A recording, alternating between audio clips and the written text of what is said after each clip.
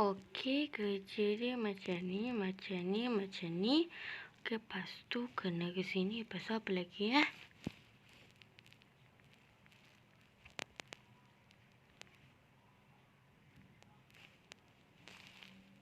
Nia, ada orang nak jumpa. Ada orang nak jumpa kau dekat tandas. Siapa? Entahlah, aku tak tahu. Tapi dia suruh kau pergi tandas. Tandas perempuan. Kau pergi je lah. Okey, aku pergi je lah,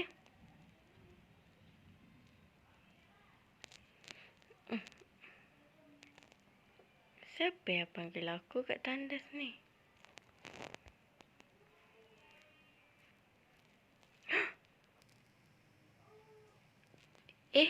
Kau?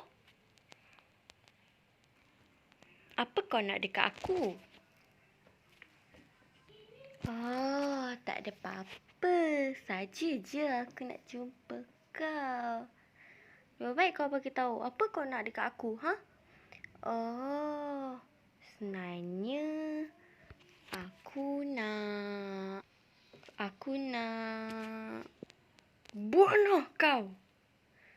Aku nak bunuh kau. Aku nak bunuh kau.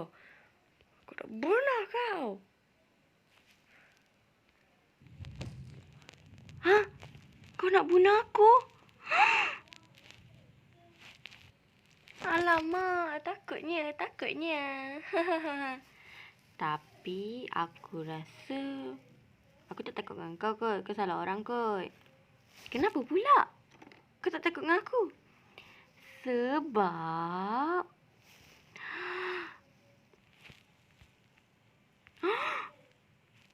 hei kamu. Oh, selama ni awak saja nak tipu saya. Rupa-rupanya awak nak bunuh anak murid saya ni.